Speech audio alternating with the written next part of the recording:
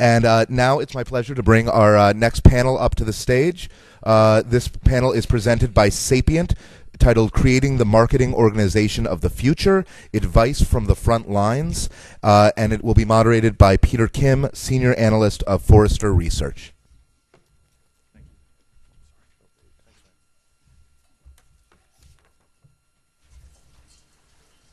Hey, while these guys get set up, let me introduce myself. I'm Peter Kim. I'm a Senior Analyst at Forrester Research up in Boston. Good thing that baseball season is over, so I don't have to rub it in for all you New Yorkers, but football season is still going on, so we'll see how that turns out. We're going to make this panel a little bit more interactive as well, so feel free to ask Q&A as we go along, because I know a lot of you are sitting back in the deep, darkest corners of the room by all these athletes. At least maybe we just got one fencer on the table back there. And we want to make this an interactive discussion so you get out of it what you need. So my coverage at Forrester focuses on marketing leadership professionals. I've been writing about the marketing organization and reinventing it, working with the ARF, ANA, and other organizations, investigating those sorts of issues, as well as advertising agencies, consumer behavior, word-of-mouth marketing, and that sort of thing.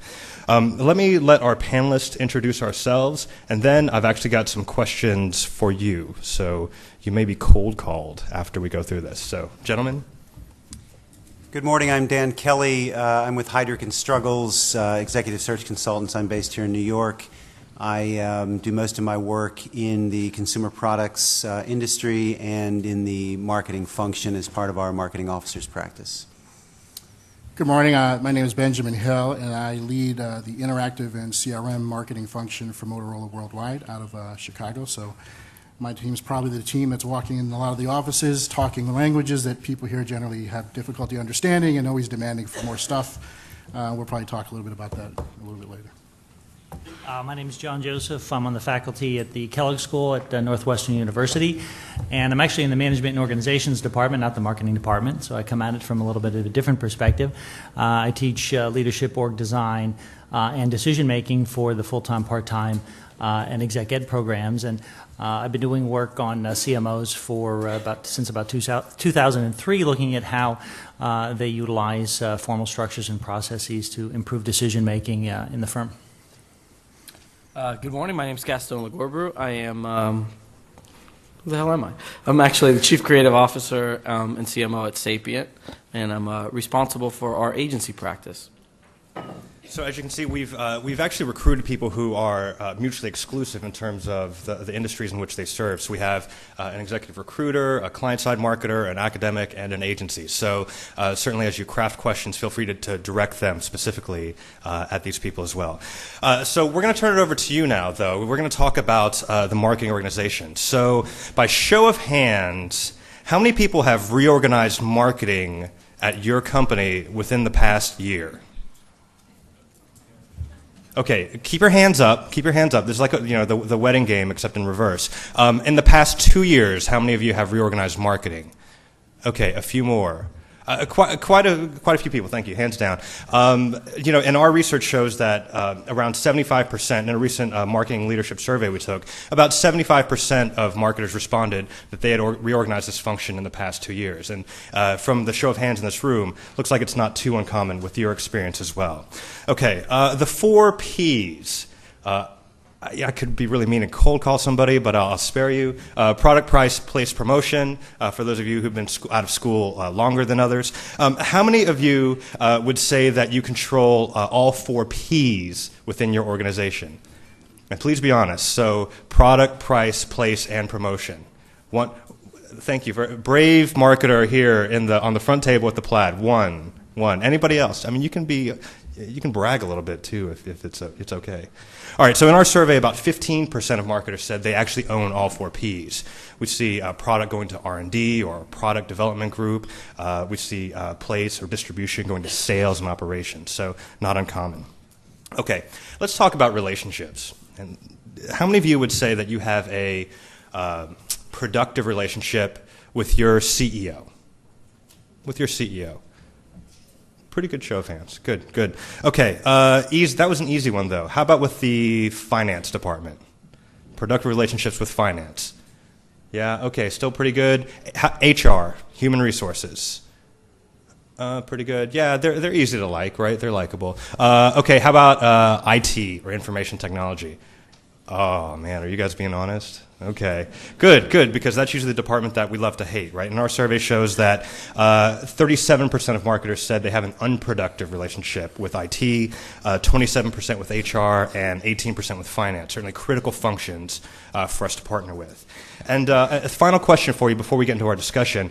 At your company, does the chief marketer hold the title of chief marketing officer? Is the lead marketer a CMO proper? Show of hands. How many of you have a CMO who's in charge of marketing? Not too many. Okay, thank you. Yeah. We had about 60% of our survey respondents say no in that case. And what that tells us is that it's just not the same level of title in many organizations as COO or CFO or, heaven forbid, I mean, we got two technology C-level people, right? CIO and CTO. How did that happen, marketers? Come on. Like, we're marketing, right? So some things to keep in mind, and so I want to launch into our discussion here and talk about the state of the marketing organization. So guys, what are the biggest challenges facing marketers today? And maybe as part of that question, you could answer, what would you say, certainly is reality, but what are we hearing a lot of buzz about that's a lot of hype as well? And we can go down the table to answer that. I think one of the biggest challenges facing the organization and the leaders of the organization starts with the definition of it, frankly.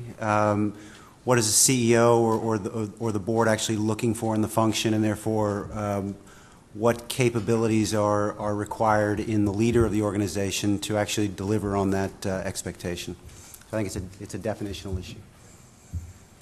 I think from my perspective in Motorola, there's probably three things that are critical for us. One is obviously overused term business value, but more importantly, how do we drive continuous and almost systematic insights into our markets to help us win? We at times can do a very good job of generating a lot of buzz around activities, but how do we do it on an ongoing basis that helps the CEO and the rest of the company win? Second big area focus for us, challenge for us, is growing and strengthening our brands that actually drive margin for us. That's increasingly critical. Beyond just kind of awareness of the product, we have to make sure that the brand means something that actually protects our margins. And then the third thing, which is critical and probably more important for this panel, is changing and developing our organization capabilities. Casey will talk later. I think he's speaking later this afternoon, our CMO. But we're in a market where our consumer set are changing. How people consume media, changes, incredibly competitive, and that requires a new marketing organization. And so there's a lot of effort and focus on us on how do we build a better marketing organization that helps the company win.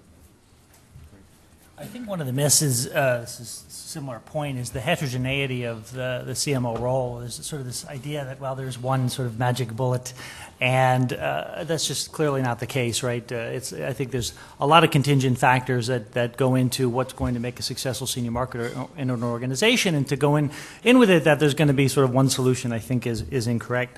Just to give a little perspective, the CFO role has about a 20-year head start on the CMO role. The first CFO put in a Fortune 500 position, Fortune 500 company was about 1963. So the CMO has a little bit of catching up to do, and maybe at some point it will become more institutionalized, but I think at this point we need to think about sort of what are the various conditions and sort of making a CMO firm industry fit, really the way we think about it.